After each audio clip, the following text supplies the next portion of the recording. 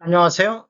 베테랑 부동산 TV 김영주입니다. 오늘은 전세 보증보험 가입 후 이렇게 하면 못 받을 수 있다는 사례에 대해서 알아보겠습니다. 이런 자료는 금융감독원 민원 사례에서 나온 사례가 되겠습니다.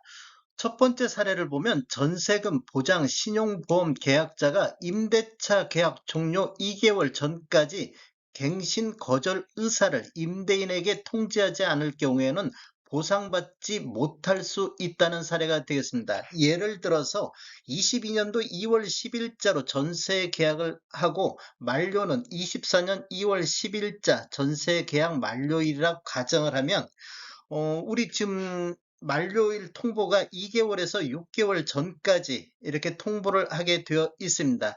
8월 10일 6개월 전부터 12월 10일 2개월 전까지 통보를 해야 되는데, 예를 들어서 11월 10일자 갱신 거절 의사를 통보했을 경우에는 문제가 없습니다. 그런데 예를 들어서 12월 30일자 거의 한 달 뭐 20일 정도, 한 달 10일 정도 남겨놓고 갱신 거절을 통보했을 경우에는 이렇게 보증보험을 못 받을 수 있는 사례가 되겠습니다.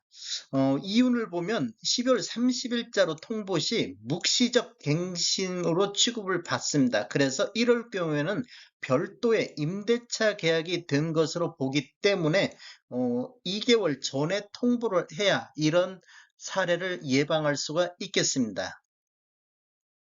두 번째 사례 한번 보겠습니다. 임대차 기간 중 매매, 증여, 상속 등으로 주택의 소유권이 제3자에게로 이전되고 새로운 임대차 계약을 체결한 경우 보험 계약을 변경하지 않으면 못 받을 수도 있습니다. 예를 들어서 전세 계약이 1월 10일자로 24년도 1월 10일자로 전세 계약을 했는데 2월 10일자로 매매로 통해서 제3자로 소유권이 이전됐을 경우 새로운 임대인하고 새로운 임대차 계약을 체결을 했을 경우에는 보험 계약 변경을 하면 문제가 없습니다. 그런데 보험 계약을 변경을 안 할 경우에는 이렇게 보증금을 못 받을 수도 있다는 거 염두에 두시면 좋을 것 같습니다.